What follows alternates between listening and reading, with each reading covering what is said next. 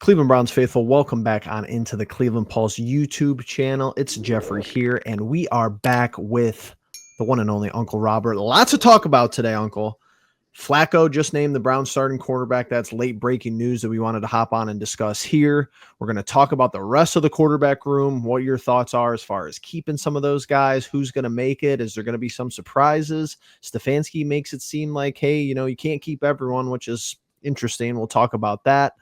I want to discuss the Bond signing, getting another wide receiver into the mix, fully guaranteed, talk about the repercussions there, maybe get on our soapbox a little bit with another character issue type of development play potentially. And then one little thing here too that I want to hit on at the end is the stadium permit being denied for the new stadium. I didn't say anything about that, but that was at the bottom of my notes here. But yeah. How's everything going? How'd you like the second week of the preseason? Obviously, Dillon Gabriel getting the nod and everything that transpired there. Thank you, Jeffrey. Thanks for having me on. And everything's going well. I thought the second game 2 was I was happy. And let me say this. They were playing the reigning defending world champions. Correct. Okay.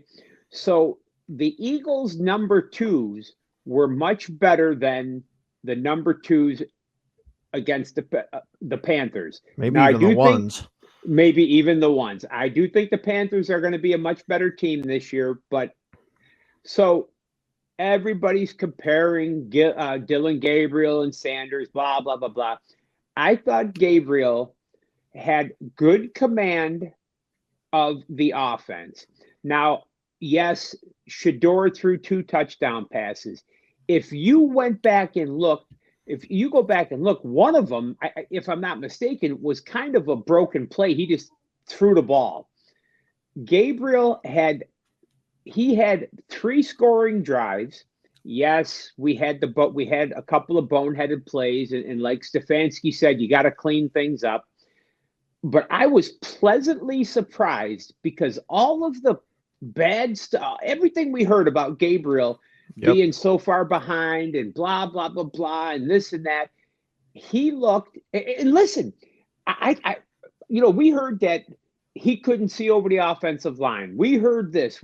The only thing that I was kind of concerned, it seemed like his ball took it took a long time to get to the wide receivers at times. Honestly, what stood out to me is, and I don't know if a lot of people were talking about this, but it is preseason. I think Shedeur looked more poised at points. There were some rookie mistakes by Gabriel that, the interception that was 2 guys running the same route that shouldn't have happened.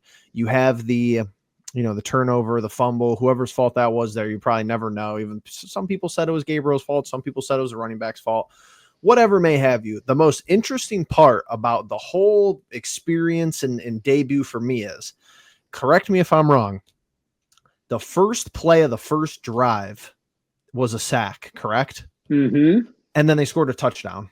Mm-hmm. It is very rare on drives where the quarterback takes a sack or there's a penalty. It's very rare that you score touchdowns. That was really impressive to me from a young guy, where that could have spiraled out of control easily. It's a pretty good Philadelphia Eagles defense in the pass rush.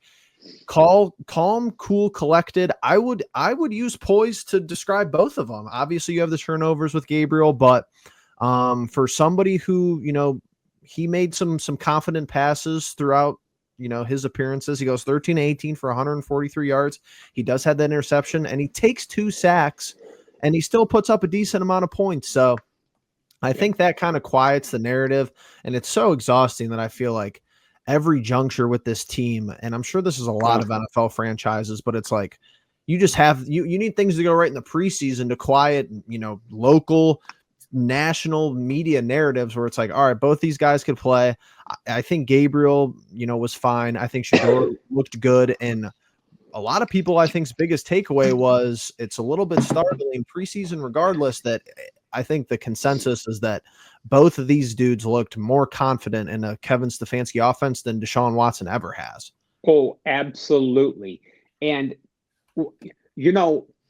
Gabriel with that, it's funny you bring up that first play because we're thinking, okay, well, this is going to go 3 and out, and this is, but let's see what happens.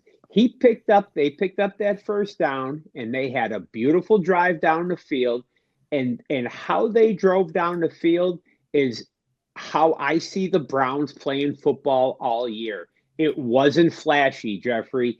It was short passes, tight ends, running the ball. How about, and I understand it's still preseason, Pierre Strong all of a sudden looked like a running back. Now, and his rookie year in New England, he got some, but do the Browns actually have plans on giving him the football this year? No, I don't think so. I don't think so either. But I mean, he really. Okay, here's what it tells me. Between Amani Marshall, Pierre Strong, these guys look good. You know what that tells me? Our offensive line is better. Our running scheme is already better than it was last year. Yep. And I understand it's preseason and everyone, blah, blah, but you were still playing against the Eagles defense. They're like you said, their number 2s and 3s are better than a lot of other teams' starters. Absolutely. And it's like, hey, can you work in tandem and, where you have a concerted running attack where it's like the offensive line is on the same page as the running backs, as the same page as the quarterback. So that's something that we were missing last season. But and my final point here with the preseason game and Gabriel and just the unit in general, they look good on third down. I don't know how many times, I feel like the Cleveland Browns have lost games in the last 5 seasons because they couldn't get off the field on third down and they couldn't extend drives on third down. So that was a major one there. It's some of the intangibles. It's some of the, the plays where it's like some of the anchor plays. Like, how do they look on this play? They looked good after taking, a sack to start the drive, and they looked good on third down. So that's really all you can ask for in preseason week 2. Be curious to see how they manage preseason week 3. A little bit of a prelude into that is Joe Flacco being named the starting quarterback. So veteran quarterback Joe Flacco officially named the week 1 starter for the Browns season opener against the Bengals on September 7th. Flacco, 40 years old, earned this role after consistently taking first-team reps throughout camp and remaining injury-free while the other competitors, Pickett, Gabriel, and Sanders, dealt with injuries. Okay. Let's break this down here. So, first of all, do you think he's going to play this upcoming week? And just how do you feel about the overall news of Flacco getting the nod for week 1? Okay, I believe he's going to play probably 2 or 3 series, depends on the flow of the game. I think he absolutely should play. Yep. I would play him into the second quarter. And unfortunately, he was the only one that was healthy. I think it was never a competition between anybody but Pickett and Flacco. Everything else was media. And I still stand here today and say if Kenny Pickett was healthy, the Browns, they brought Kenny Pickett here to start. And I still today, I'm eating crow because Kenny's not starting. But if Kenny was healthy, I believe that Kenny would have been starting. There's no way that anybody, none of them had any ideas of these 2 kids starting week 1. Right. And everybody talks about the Browns are not punting on 2025, Jeffrey. The guys on the radio in Cleveland can. The guys on ESPN. I do not see them punting on 2025 yet. And even if you are putting Shedeur or Dillon Gabriel out there week 1 would be disastrous. So to me, it was never a quarterback race between anybody else other than Flacco and Pickett. Pickett got hurt on July 26th. He's never had with a hamstring practice. Also. Never had a full practice since. So there's been no quarterback race. I mean, truthfully. So let's go through the logical conclusion here. So Because if you think of everything that's transpired since last season, because you got to remember, not for how negatively history laden this team is with quarterbacks. It's like, have you ever seen an offseason like this where none of these guys were on the roster last year, and now there's magically 4 of them? So when did we sign Flacco the second time? That's the question I want to ask here, because this is going to tell you everything. So 2025 offseason, okay, don't have an official date on that, whatever. We traded for Pickett on March 12th of 2025. We got him first, I think. I believe so. So you got DTR. So you sent DTR and a 5th round draft pick. That's the big asterisk for a lot of people. So you sent a draft pick for Pickett, DTR, whatever. I mean, it's not like it was a straight swap. You still gave up an asset above DTR, even though he's obviously wasn't worth much. So March 12th, you get Pickett. To me, if you look at the sequencing and you look at how Andrew Berry approached the position group, it always seemed like Pickett was going to be the number 1 guy, and then whatever happens in camp happens in camp. And I think they played it knowing that from the start, because the Flacco move only makes sense to me because does he know your system? He knows your Stefanski system, and he played relatively well in it, all things considered, his age and being out of his prime and all that stuff. But it's also like very easily one of the quickest and simplest fan favorites of like the Browns fan base in a long, long time. So absolutely. Your risky kind of play is Pickett. See if you could revitalize him. See if Stefanski could work his quarterback whispering magic there. And then if that doesn't work out, if he looks terrible in camp, or if he gets hurt in camp, you have Flacco signed as a secondary option. He's cheap. He knows the system. He knows what he has to do. He's gonna turn the ball over, but he's gonna move the ball as well. And you're really not going to catch a lot of flack from the fan base because it's somebody that, we're familiar with, and he took us to the playoffs, believe it or not. So those are your first 2 guys. And then Gabriel, they were always going to draft a rookie. I think everybody understood that moving into the draft. And then Shedeur was there. That kind of seemed like, hey, he's there. Like, we can't pass him up. So we were never supposed to have 4 of these quarterbacks. Then obviously Huntley was in for injuries, and Watson is kind of a figment of everyone's imagination. We want to get hopefully at this point. So that's where I'm at with the quarterbacks too. Flacco is fine. Flacco's one gimp or big hit away though from Pickett being in there, in my opinion. Or to me too, if it's, I don't know. To me, I think this fan base is going to be upset because I don't know if they go to Gabriel or Sanders. If Flacco they're going to Gabriel. I'll bet you they're going to Gabriel. What if we're like 2-2 though? And Flacco has like 2-3 touchdowns, like 9 turnovers through 4 weeks, and we're still 2-2 somehow. Are they going to go to Pickett to see if we could get to like 4-2? That's what I want to know.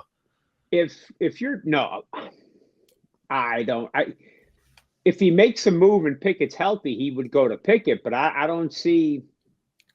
I mean, if you're not moving the ball, and I mean, I think it would be the next man up, and that would be Pickett. And here, let me say this. Only in Cleveland would anybody be excited. In almost any other city, there would be no excitement around Joe Flacco starting. But in Cleveland, think about it. We're excited because of Joe Flacco. Now, the media and a lot of the fans, the Shedeur buzz is the buzz. But Shedeur to the Browns is a 5th round pick. Okay. Right. So a 5th round pick, nephew, is he's going to get the reps of a 5th round pick. Sure. So on Sunday, there's a good chance he won't be. Is he going to be active? That's my thing. That's my segue. That's my transition. Like, how many teams have, and like, I got an article here from Talk Sports. I don't know who. I'm not familiar with this outlet. I just find stuff for the show and just for us to talk about. Like, it says the Browns are likely to cut a quarterback. I think this is a big discussion here. How many teams roster 4 different quarterbacks? So I think that's the next topic of discussion we have to get into here, where it's like Pickett. Do they trade someone? Do they cut someone? Who's active? No one's making it to the practice squad, as we talked before we started the recording. But where do they go from here after Flacco is named the starter? Here's, in my opinion, outside of Snoop and Watson, I don't think somehow they're going to find a way to keep these four guys because they know. I mean, we've got the luck that we have with quarterbacks, and you can't. There's if you cut. First of all, there's no way in hell they're cutting Gabriel. There's no way in hell can't cut a 3rd-round draft pick. You can't. That would make Barry look like a total buffoon. Shedeur Sanders, if they cut Shedeur, that would cost. I mean, just think of the jerseys he's already sold. That's not going to happen. Right. Kenny Pickett, regardless of it comes up to Kenny Pickett. The Browns, Kevin Stefanski, Tommy Reese, and Bill Musgrave, they really like Kenny Pickett. They're not going to cut Kenny Pickett. Now, maybe Kenny Pickett's hamstring is still, but his hamstring can't be hurt week 1 because if his hamstring is resting for a while. If it's hurt week 1, then you got to have Snoop Huntley as a backup because you're going to have Dillon Gabriel and Shedeur as your backup week 1. Sure. Then you're going to have another DTR problem, and you got to put an unprepared kid in the game because there's a chance one hit and Joe is. Here, how about this? So this is a good one here, and I do your own research. This is preliminary stuff. We're live. We're doing investigative reporting on the spot. Our friends over at ChatGPT. How many NFL teams have rostered 4 quarterbacks for the first week of the regular season all time? It's coming back with, it would be us and the 89 Patriots, Tony Eason, Grogan, Flutie, and Mark Wilson, and us. There's only one team that has rostered 4 quarterbacks on the main roster to start week 1. Okay, but ironically, every one of those guys, Tony Eason, Steve Grogan, Doug Flutie, and Mark Wilson, every one of those guys were contributing NFL quarterbacks that true. All had decent to above average careers. Maybe not in New England, but they all had decent careers. It's basically saying this is sparse. It was basically saying it's us and them, the 89 Pats and us. But I think on your active roster is the point that you want to drive home there, because now riddle me this with these new NFL rules because you have to designate somebody. Don't they designate people as emergencies too? Or is that like later into the year? Is that a different thing? Like, how does that even work? Do we know? I thought they had, but that would be the 3rd quarterback. I don't know. That's a good question there. How they the emergency quarterback. Let's see what it says based on that. But I'm just curious because,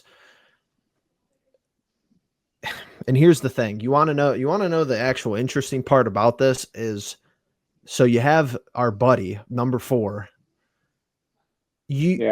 So they could probably get away with shifting the chairs around because he's hurt, physically unable to perform or whatever it may be. But when we need to designate him as healthy, what are they going to do? They actually can't cut him. No. So financially, they can't cut him. Somebody's going to be gone, regardless if it's the court. There's no way we get to week 12 and this dude has to be named to the act, unless there's a loophole or something that, some fine print where they could just say all year we don't have to claim him as an active roster spot. It seems like after we hop off here, we got to do some more digging, information searching here, because there's going to be a point where even if we keep 4 of them, he's going to be the 5th quarterback that might have to be on the active roster. Yeah, we can't ignore it and hope he goes until June of next year. I mean, what are you going to do? Just ignore him and hope he goes away? I don't know. Pay him to stay home I don't even think you could do that. So here we go with this. This is interesting stuff here. I like doing this live on the spot. So designation, a team may designate 1 emergency quarterback on its game day roster. This QB must be listed on the 53-man roster, but not among the 46 active players for the game day inactives list. Practice squad players are not eligible unless they've been elevated to the 53 for that week. And he That's can only Shedeur. enter the game if both the starting quarterback and the backup quarterbacks are injured. No, it's Gabriel. Oh yeah, Gabe. That You would be got to Gabriel. think. So it's murky. I know we've had a lot of quarterback discussion here. I know we want to move on to other topics, but anything else for us before we transition? Well, no. I mean, other than if the decision of with them keeping these quarterbacks, they're going to have to tighten up where the wide receiver room, the running back. Are they going to keep? They have no defensive backs, so maybe that's where they have no depth. Maybe. Yeah, you think they're going to sign a defensive back, but it feels like that's kind of a position of need for everybody in the league. I seen somebody sign Xavier Howard today. I forgot that guy was still in the league and B available. So it's like, hey, every time a defensive back gets signed, I'm like, Browns maybe. I mean, Emerson injury, it's not great, but we'll see how it shakes out. Barry is.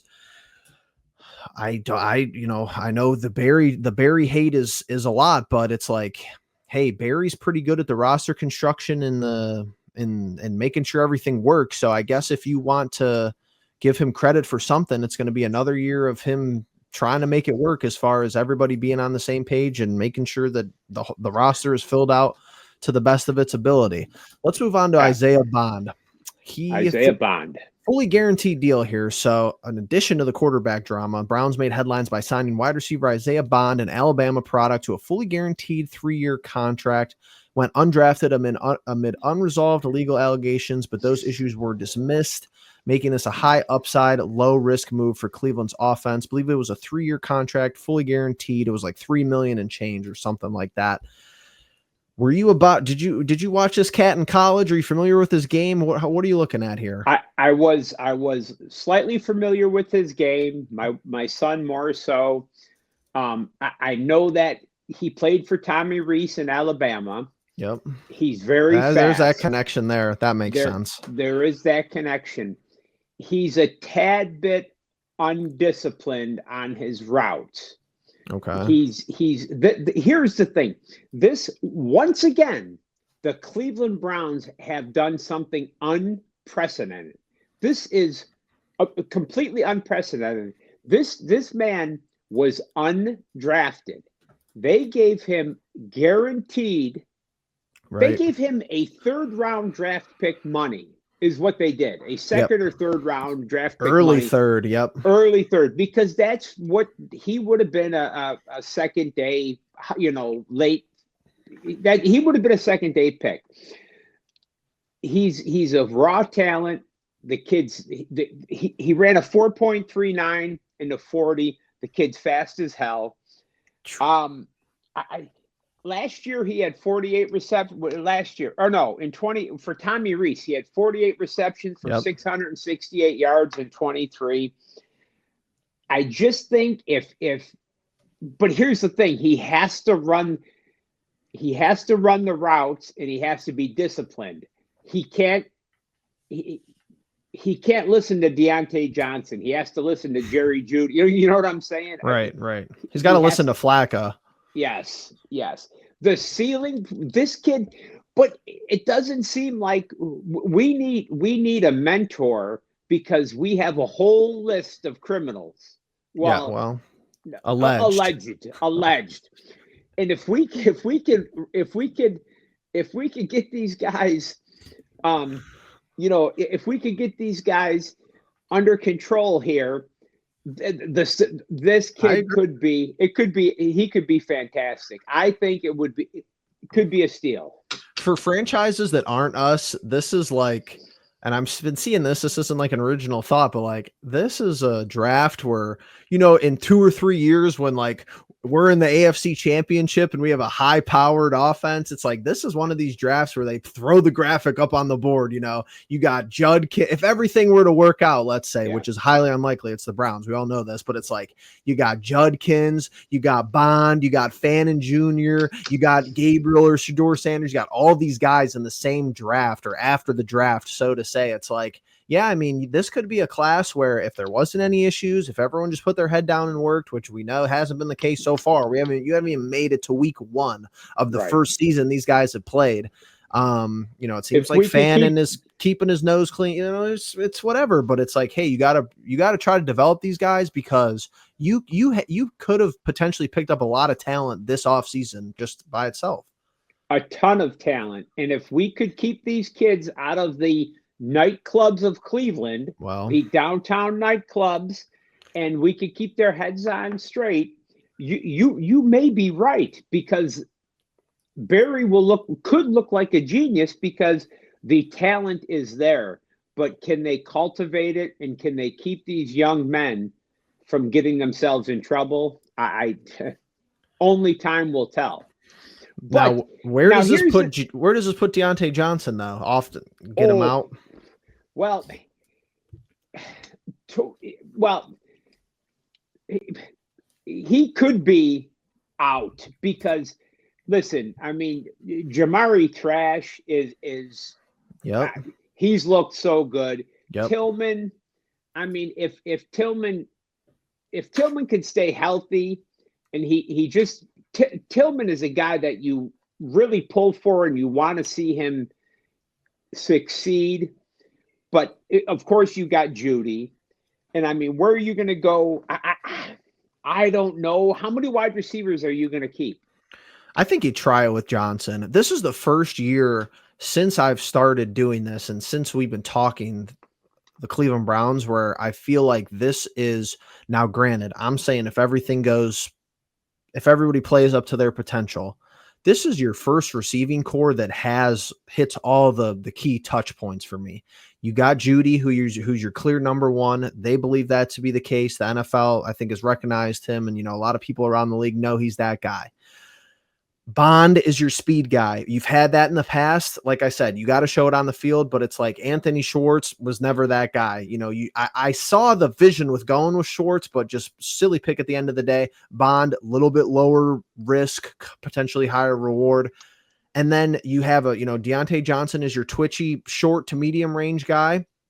Tillman is your physical, athletic, throw the ball up and go and get it type of player that I feel like, that was, not so many shades of Amari Cooper, but it's like, hey, Amari Cooper was where you just try to throw it up to him and he would try to make a play on the other end of it. And then you have the tight ends in Njoku, who is your yards after catch guy, believe it or not, coming from a tight end. And then you see what Fannin can do. And it's like, how many times have you seen a wide receiver room, albeit unproven, in the city of Cleveland for the Browns being this many levels of different types of options where it's like types. Judy had a good season last year with not a lot of help around him. Imagine if you could get one other guy to be competent and the defense has to worry about it and you could get the running game going. That's what I'm saying. Like if Judkins had a full off season, full preseason, if Bond gets us, figures it out and can play at a high level, and it's like you had a lot of potential this offseason, but I'm still in that kind of defunct state where I don't feel like it could be realized this season. They knew last year that Deshaun wasn't throwing to anybody except for the check down. They knew Judy was the only guy that they had to cover. Yep. But Dillon Johnson did very well a few years ago, and I think it was the end of Big Ben's career when I think Big Ben may have had the cane or could have been sitting in the wheelchair, and he was just throwing him the ball maybe over the middle. Yep. And I think let him make plays. So if we can say, which could be, Stefanski's offense, he wants to control the ball and move it downfield. Maybe but Johnson has to work hard in practice. I've heard some rumblings about him. What happened with the interception on Saturday? I've heard rumblings that was his fault. Somebody was in the wrong neighborhood there. Well, that's my thing. It's like, all right, if you're trying to rejuvenate and resurrect his career, it's like if Barry hasn't shown us with all the other acquisitions that, that character this and character that, I would say get rid of Johnson because he's too much of a headache, but they're not operating like this. They haven't operated like this under this tenure. Stefanski, they've never done that. So it's like, all right, let's bring him onto the roster. And if he's a crybaby diva, just get rid of him. As soon as it happens, you might as well see if he could come out and have a solid start to the year. And it's something that they could, kind of take and run with for the rest of the year. And it's like, yeah, this was a guy who was 1,000-yard receiver 3 seasons ago, but he's fallen very far from there. What about Gage? You gonna have a spot for him? No, that's the thing too. Like, is Gage a practice squad guy? And it's like, hey, Deontay Johnson makes one mistake and it's you. I don't know. I mean, he's a guy that he's a gamer. You love him. Everyone loves him. I mean, and there's something up with Thrash. Thrash phenomenon is he always looks good and then he never makes the roster, or he makes the roster in a limited capacity, or however it's gone in the past. They don't like something about him. I think he looks good, and maybe he's just a preseason merchant. I don't know. If you want to give Thrash a chance over Deontay Johnson, you're not going to hear any complaints from me. I can't figure it out with that kid, man. It just, I don't know. It's very bizarre. Anything else about the roster? Before we want to hit our last story here about the stadium, because I know this is me and you like talking on the business side of some things, so I think we got to include this here before we wrap. Last thing I have about the roster, and it goes unnoticed, but what are they going to do with Dustin Hopkins? I don't know. Cut him if he sucks. You miss something first week, cut him. They can't because of the contract. I don't even know what I'm talking about. I think he's only kicked 1 ball in 2 games. That Andre Smith, however you say his name, that kid, and he's not super good. I think the Browns may be waiting. How did they get Hopkins? They got him on the 11th hour, I think, after the cut down. Somebody cut him. Chargers or somebody cut him. Somebody cut him. They may be waiting for somebody. Justin Tucker's out there. He would fit our business model. I mean, he would fit what we do. You ain't lying. I'm shocked they haven't made the call. I'm shocked didn't we make a call for what's his face too, that punter? Didn't we make a call for Ariza last year, or am I misremembering this thing? He went to Buffalo. No, he's in Kansas City.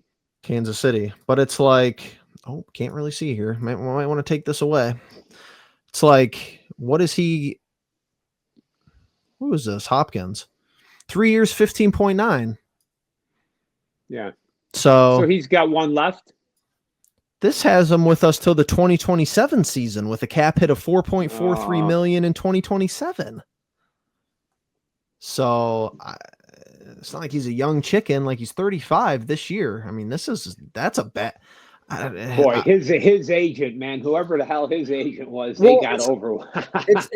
it's like I could only imagine being Andrew Berry. I don't know how he hasn't gone insane yet, and a lot of it is him. Like, albeit a lot of it is him. I'm not going to absolve the guy of all wrongdoings, but it's like that before they gave Hopkins that extension, I would have done the same thing too, because you're sitting here, Andrew Berry, you can't find anyone, and the history of the franchise is since Phil Dawson, you haven't been able to find somebody. So you bring Hopkins in off the scrap heap. You look like a genius doing it. He makes some big kicks and some big plays to get you where you were. And it's like, hey, you give him an extension, and he's had the yips ever since. I don't know what to tell you. It's tough kicking on the lakefront. I would want to build a dome too, just so I could stop watching Cleveland kickers kick on the lakefront. But he can't kick. What are you talking about? He couldn't kick. He's got the yips. He couldn't kick in the dome. He can't cook. He can't kick anywhere. If you can't kick in Carolina, you can't kick anywhere. Right. It's not. The weather's nice down there. And he had the yips all year last year. He looks like he still has the yips. And here's the thing: they cannot risk week 1, which is.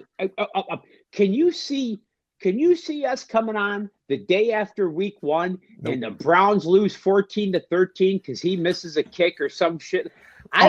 Especially if it's a good defensive performance, 2 turnovers. Oh no, I can't. I can see us coming on, but it's like you can't. I'm in full agreement with you. I'm usually like let Stefanski kind of figure it out, and like he has a really good track record of not losing back-to-back games. I'm fully you've blackpilled me. I'm fully on board. You got to win week 1. I'm fully on board with that narrative because that's going to be the whole. You're at a juncture where it's morale. I mean, think about the guys down the street. Like, how does the Cleveland Guardians season go if all these people aren't gambling on games? Like, you think that's been helpful to the clubhouse and everything? Allegedly gambling on games. But it's like, how are you supposed to operate when half of the fan base is people who just like Shedeur at this point, it feels like, which that's fine. I'm cool. Like if you want to expand the bandwagon, that's fine with me, but you have to deal with the Sanders discussion. Flacco isn't very good. You might as well give Sanders a shot. Hopkins sucks. We gave Myles Garrett all this money. He better, continue to play at a high level and stop doing stupid stuff off the field, whatever it may be. It's not like it's been a blemishless off season. It never is with these guys. No. And I'm telling you, with the gauntlet of the schedule, if it could spiral quickly if they don't win that game. And Bubba Ventrone, who people see as a head coach, he should be. How they don't see that Hopkins, how they don't see a problem, or maybe they do see a problem. But why would Hopkins' guaranteed contract matter to them? They're paying number 4. I mean, they're doling 3% of the cap. Just get rid of them. And they may, if they're smart, they got to do what's best, and we'll see. We'll see what happens. I think he's gone. I think Hopkins isn't on the 53. I think. Oh, you think he doesn't even make it? Lose game. I think he can't lose game. If Hopkins misses a kick Saturday, I'm going irate. If he can't make the 53, Hopkins has to kick every kick. And if I'm Stefanski, I'm kicking field goals on Saturday. I'm kicking I kick field goals because I want to see this asshole make field goals. And if he misses one field goal, he's got to go. We can't afford to blow on anything. And it's to the point where it's like, oh man. And you just know, like, yes, you have armchair quarterbacks and we're all sitting at home and, we're all eating our high caloric food and we're like, oh, these guys suck. I get that part of the narrative where it's like, it's funny. Like these are guys, professional athletes, but if you're a seasoned NFL fan and viewer, when even the kicks that go in and you're like, if they're barely making the kicks he makes, they barely go in. It's like, can you just put it right down the middle on something that like, hey, it's a PAT. They moved it back. It's been a freaking decade since they moved it back. Just do your job. Like that's where I'm at. Yeah. And you see these other guys put it right through the middle. You see, what's his face in Jacksonville hit a 70-yarder. Yeah. Like, here we go. Got him on my fantasy team last night. I don't even just for fun. Who knows? That'll be 7 fantasy points if he makes a 70-yarder. So that's fine. Yeah. I'm in for that. All right, let's talk a little business off the field. This is amazing to me. I got a couple of things. I got this headline is just too good to pass up. So here's what I got here. Stadium permit denied over airspace concerns. Off the field, the Browns' ambitious $3.6 billion stadium project hit a snag. Ohio regulators have denied the airspace permit, citing concerns that the structure could interfere with nearby plane traffic. The franchise must now decide whether to appeal, relocate, or revisit the build strategy. And then this is amazing. We need to hang this up. I might print this out and hang it, or so I might put it behind me as part of my scene here. Cleveland Browns confused. That's an understatement. That's an understatement of the year. Confused by state air traffic objections to stadium plans given Fed's prior okay. I mean, this is just what else do you expect at this point?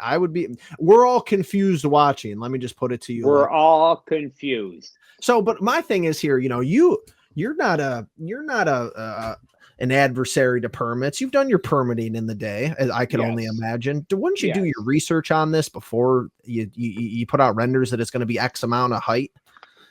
Well, here's the thing. Yes, but I believe when they got the FAA approval, I think they figured, well, I mean, if the FAA approves it, they figure then ODOT would fall in line. But They didn't. is there some tomfoolery going on that somebody is somebody behind this causing a stink? It's so funny you say this because that's exactly where my mind went to. Is That, somebody because who in Cleveland, and that's allegedly we're riffing at this point, like who in the mayoral office knows somebody at ODOT? right. Because the first thing I thought, because I kept flipping this around, I kept saying ODOT approved it and the FAA didn't. And then when I says, no, wait a minute. I had this backwards. I said, it's something stinks here. Right. Because all the Browns, and here's what, as a businessman, here's what I would do. I would take the FAA papers and show them. You'd have to think, how does the FAA, because ODOT is state. Yeah. How do the feds approve it, but the state doesn't approve it? That makes almost no sense. Don't you think you would have to, believe it or not? I know the regulatory and the red tape rarely makes sense, but it's like, don't you think you'd have to get state approval first before you could even get to the FAA? Well, yes. That to me was a kind of a surprise first, why they did that, but I don't. And here's the thing. Does it matter? Do you think this is gonna stop them? And I heard this wasn't a few feet. I heard that it's 58 feet or something. So I was talking to my dad the other day, and so this is what he's telling me, because he likes stuff like this too. So he's telling me about this. It's already sunk 80 feet. The playing field is sunk 80 feet into the ground, and it's still 60 feet too high. So, but Phil's telling me if you go another 60 feet, they would be on, there's water or something there, and they would have to continually pump out water to go, so they can't go any further down, is what he was telling me from what he was reading, what he was looking at. So either they're gonna, but he made it seem like it was going to go through and they were going to be fine, that it was going to be just some shuffling of regulatory behind the scenes and it would get approved somehow, some other way, or they would, I don't know. What do they, so you can't build it, or is it going to be fines? That's my next thing. What if they just sit there and pay the fines? They probably can't build it though. I think eventually Jimmy Haslam, they'll get around it. I think so too. I think they know somebody. They'll know. Hey, right? Can you help me out here? They saw probably a phone call. Deal it up real quick. It looks sweet though. I mean, you got to admit. Are you on board with this, or have you been on board with this move, or what do you think about the whole thing in general? Listen, I am on board because of the fact that downtown. I understand the lakefront. I understand and I feel I'm a businessman. I feel for the businesses down there. Sure. But that stadium was thrown together quick. Okay. Yep. We have, it's not like when they take that stadium away, downtown is barren. You have, for what it's worth, you have the Guardians. You have the Cavaliers, which let's hope are going to be relevant for a long time. Yep. That is prime real estate. Now, I hope they don't just build more house or condos there. I think if they have the proper if we have the proper thought, foresight, they could use this to their advantage. But Cleveland leaders never have. I love the idea of us moving out. At first, I hated the idea. Last year's snow globe game, I loved it. It was the best. Yeah, but the dome is polarizing. But the dome, moving it there, I'm completely on board with it, and I'm fine with it. And I'm telling you, look at this here. Take a good look at this, because us and other parties at WrestleMania 50 here is going to be amazing. That's going to be a movie, because you got to think that's what they're coming. Hey, what can we bring here? Can we bring the WWE here? Can we bring, like, I don't know, you were not to give away your whole life, but like you were in Morgan Wallen down there. Like, is it gonna, you'd assume it's going to be a better venue than what people, and that stadium was probably packed. Probably there's people probably tailgating outside for that. It's a big draw. But here's what concerns me. Because you put that dome, you have to be able, we have to have the infrastructure to be able to have the Super Bowl, to have the WrestleMania, to have Taylor Swift. We don't have enough hotel rooms. Correct. There's a whole formula to a lot of these events. Yes. And right now, so I'm fine with that. And I believe this is more, this ODOT thing is another dog and pony show. Somebody's grandstanding, or somebody's trying to, it's more because the FAA approved it now. ODOT doesn't. Somebody's trying to be a hard ass somewhere. And eventually there'll be an envelope passed somewhere, because I don't think, you think they're going to stop Jimmy Haslam? No, they haven't stopped him so far. It's not like they put out much of a fight. They put out a couple of formal memos and statements, and that was it. No, it's not like even you got to think, believe it or not, like you got to think the city of Cleveland is a little bit more powerful than ODOT, and they couldn't even put up a fight. Well, the problem with that, the city of Cleveland, you could go talk to the mayor on Friday or Saturday night. If you want to get anything, you could go talk to him in the basement. Have him on. Well, you just got to go. You got to go to one of the local establishments. I know. If you go down to what's it called down there? What's the steak? If you go down to Morton's, he'll be sitting right next to you for a Cavs playoff game. I get up to leave the first round, the first home game of the first round of us playing the Knicks 3 seasons ago at this point, and the guy's taking a leak next to me at the urinal at the Cavs game. It's a small world. I should have asked him to come on the show then. Might have been a little awkward though. All right, awkward. Uncle. Great conversation here, 45 plus minutes in. Anything else? Stuff to look out for? So it's week 3. Are you going to see the starters for a little bit? Is Myles Garrett going to grace us with his presence? No. Here's what I'm going to tell you. He graces Strongsville PD. No Myles Garrett. I think you're going to see about almost everybody else, and I would like to see them play well into the second quarter, but if I was a gambling man, I think he doesn't play Myles Garrett.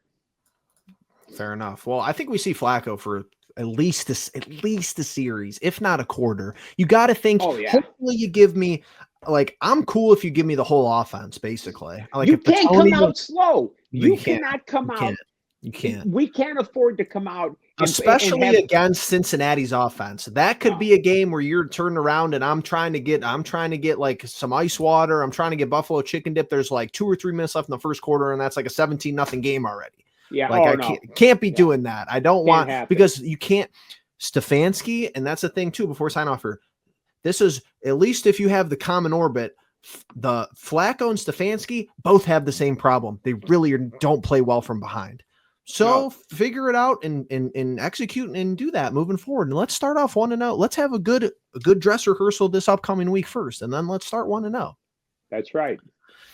All right, Uncle. Appreciate it. Everyone that's still here, like button, comment down below. What else do you guys want to hear us talk about? News stories, anything like that? Make sure you subscribe, bell notification on. We'll do it. We'll talk to anybody, special guests, people you want, somebody that you talk to, somebody we should have on, whatever it may be. We'll get to them. Baseball, football, big time wrestling. Anything. That's right. Triple H's WWE. We'll get it all. That's right. All right, pop culture and all. Sure. Well, yeah, might not be experienced to talk about that, but we'll fit it in. All right. We appreciate you being the pulse of it all.